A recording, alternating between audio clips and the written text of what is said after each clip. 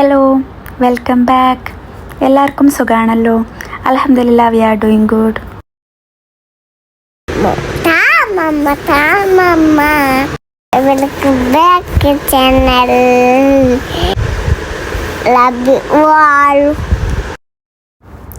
ഇറാഷ് ഞാൻ പറയുമ്പോൾ തന്നെ എൻ്റെ കയ്യിൽ നിന്ന് ഫോൺ മേടിച്ചതാണ്. ഞാൻ പറയാം വെൽക്കം ബാക്ക് എന്ന്. എൻ്റെ പേരൻസ് ഗോൾഡ് ഷോപ്പിൽ പോകാൻ വേണ്ടിയിട്ട് എന്നെ എൻ്റെ ഹസ്ബൻഡിൻ്റെ വീട്ടിൽ നിന്ന് പിക്ക് ചെയ്തിട്ടുണ്ടായിരുന്നു. ഞാനും എൻ്റെ പേരൻസും ഇറാഷും മാത്രമേ ഉണ്ടായിരുന്നുള്ളൂ. അങ്ങനെ ജസ്റ്റ് ജ്വല്ലറിയിൽ പോവാണ്. അങ്ങനെ പോയിട്ട് നമുക്കൊരു പെൻഡൻറ്റും ഒരു റിങ്ങും വാങ്ങാനുണ്ടായിരുന്നു. അങ്ങനെ റിങ്ങും പെൻഡൻറ്റും വാങ്ങി. ഇത് വീടിൻ്റെ അടുത്തുള്ളൊരു ജ്വല്ലറിയിലാണ് കേട്ടോ പോയത്. മാസം തീരാനായില്ലേ? നിങ്ങളുടെ ഈ ഷോപ്പിംഗ് ഒക്കെ കഴിഞ്ഞോ? നമുക്ക് ക്ലോസ് ആയിട്ടുള്ള നമുക്കിഷ്ടപ്പെട്ട ചില ആൾക്കാരുണ്ടാവില്ലേ, അവർക്ക് എന്തെങ്കിലും ഈദിന് ഗിഫ്റ്റ് ചെയ്താലോ എന്ന് പ്ലാൻ ആക്കിയിട്ടുണ്ടായിരുന്നു നമ്മൾ ഓൾറെഡി. അങ്ങനെ കുറച്ച് ഡ്രസ്സ് വാങ്ങിയിട്ടുണ്ടായിരുന്നു. അതിനിപ്പോൾ ജസ്റ്റ് കവറിലാക്കാണ്. ഞാൻ എൻ്റെ ബോസിനെ പിടിച്ചിരുത്തിയിട്ടുണ്ട്. ആളെ കയ്യിൽ കിട്ടുന്നത് തന്നെ ഭയങ്കര കുറവാണ്.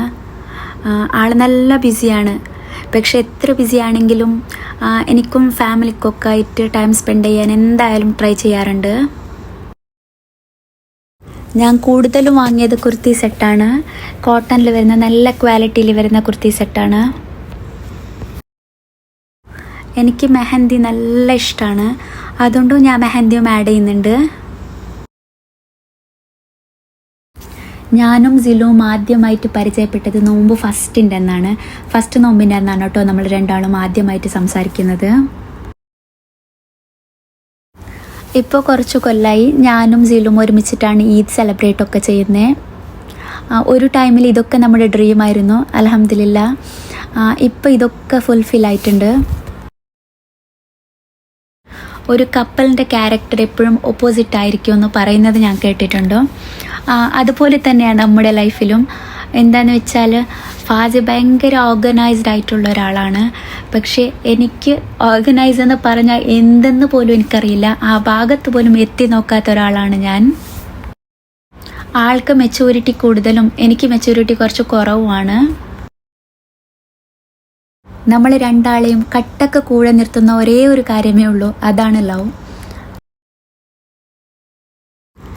നിങ്ങളുടെ പ്രാർത്ഥനകളിൽ എന്തായാലും നമ്മൾ ഉൾപ്പെടുത്താൻ മറക്കരുത്. പിന്നെ നമ്മുടെ ചാനൽ ആരെങ്കിലും സബ്സ്ക്രൈബ് ചെയ്യാതെ കാണുന്നവരുണ്ടെങ്കിൽ സബ്സ്ക്രൈബ് ചെയ്ത് സപ്പോർട്ട് ചെയ്യണം. പിന്നെ നിങ്ങൾ തരുന്ന ഓരോ വേർഡ്സും പോസിറ്റീവ് വേർഡ്സ് എന്നെ സംബന്ധിച്ചിടത്തോളം അതൊരു വലിയ കാര്യമാണ്.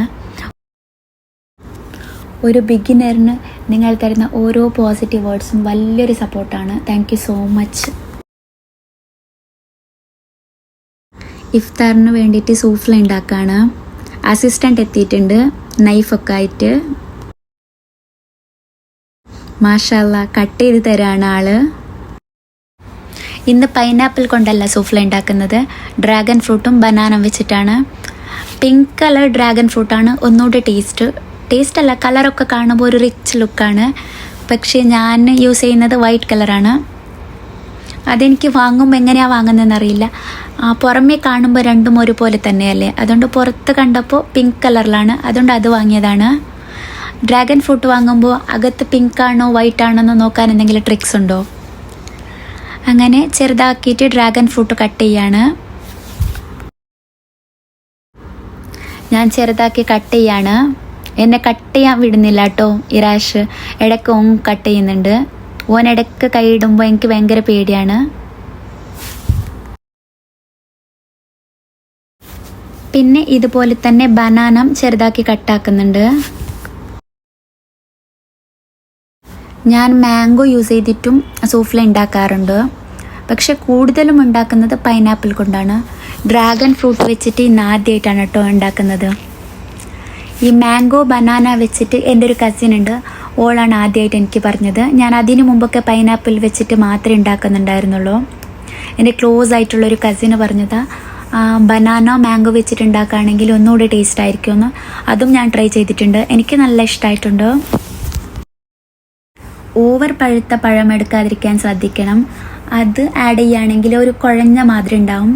അതുകൊണ്ട് കുറച്ച് പഴുക്കാത്ത പഴം എടുക്കുന്നതാണ് ഒന്നുകൂടി ബെറ്റർ.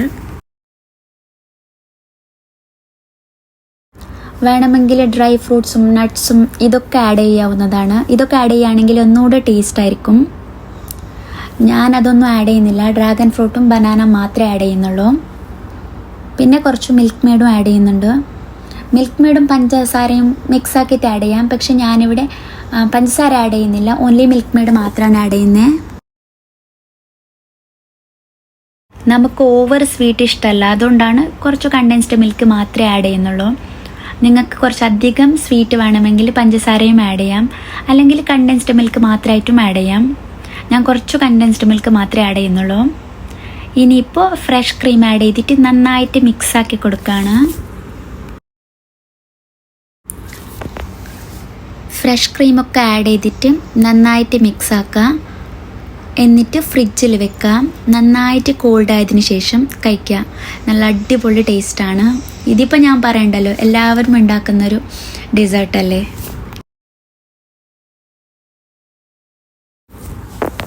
ഇനിയിപ്പോൾ ഇഫ്താറിന് വേണ്ടിയിട്ടുള്ള ബാക്കിയൊക്കെ കാര്യങ്ങൾ സെറ്റ് ചെയ്ത് വെക്കാണ്. സൂഫ്ലെ നന്നായിട്ട് കോൾഡ് ആയിട്ടുണ്ടോ, ഇതൊക്കെ ഞാൻ സെർവ് ചെയ്യാണ്. പിന്നെ ഇൻഷാ അല്ലാ പുതിയ വിശേഷങ്ങളുമായിട്ട് പുതിയ വീഡിയോയിൽ വരാം. അതുവരേക്കും ബൈ ബൈ.